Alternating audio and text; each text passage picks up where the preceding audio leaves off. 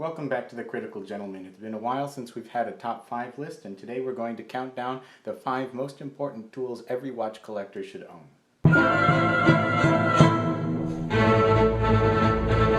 So coming in at number 5, I put the combination case wrench and case knife. I put these last because for the most part I would discourage anyone from trying to open their own watch, as a lot can go wrong when you use either of these tools. If you've ever seen a watch with a screw-in case back with a nice deep gouge, it's most likely from this kind of a tool.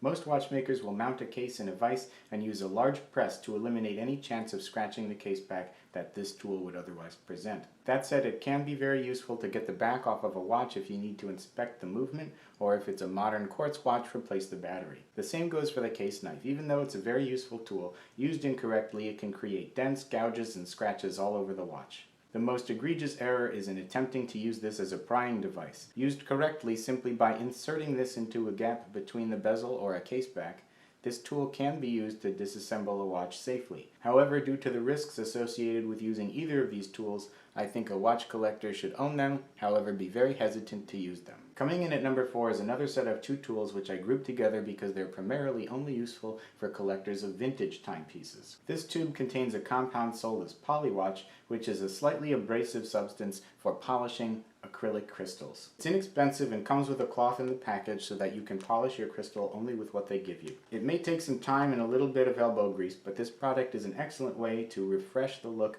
of any vintage watch, or frankly any piece with an acrylic crystal. It requires a bit of care to make sure you don't get any of the compound elsewhere on the watch, but otherwise this is something that any collector should not go without. The second tool lumped in at number 4 is this UV pen light. This one is by Streamlight, but any UV light source would do the trick. Using a UV light source on a vintage watch can reveal all sorts of things about the watch's history. This isn't a cure-all device, but it is one more data point for ascertaining the originality of a timepiece, which is a huge important factor for vintage collectors. Once you've shined it on a few different watches, you start to get a sense of what it reveals. While you need to use more scruples than just a pen light when buying a vintage watch, it is something that I'll bring with me every time.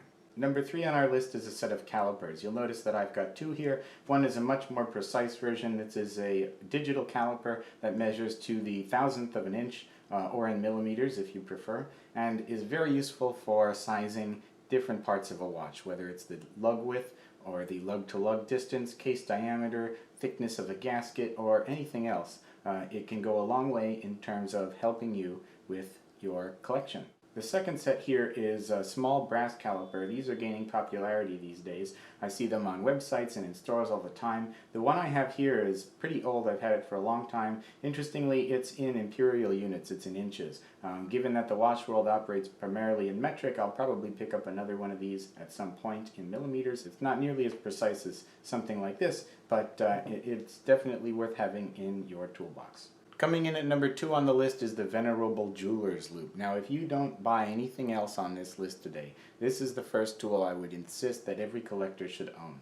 Not only is it useful when shopping for a used or vintage timepiece to determine the condition and originality of the watch, but it's paramount to simply enjoying the watches that you do have by taking a look at them up close. One of the great things about fine watches is they are crafted to such a level of detail that it's almost imperceptible to the naked eye. Even if you buy a brand new watch, you may find something about that timepiece you did not notice by looking under a loupe. It's a really great way to get to know your timepiece. It's a very inexpensive thing to get, and I would say it's worth having even if you only collect modern timepieces, and invaluable if you collect vintage or used. Number 1 on the list today, and I'm sure this is no surprise to anyone, is the Bergeon number 6767 spring bar tool. I mention the model number specifically because not just any spring bar tool will do. I'm sure there are other brands that work just as well, but I've been so satisfied with this model that I can't recommend it highly enough. This particular one is a -F, which means it has a fine point. The other end is just an elongated pin, which is useful for watches with through-drilled lugs like Rolex.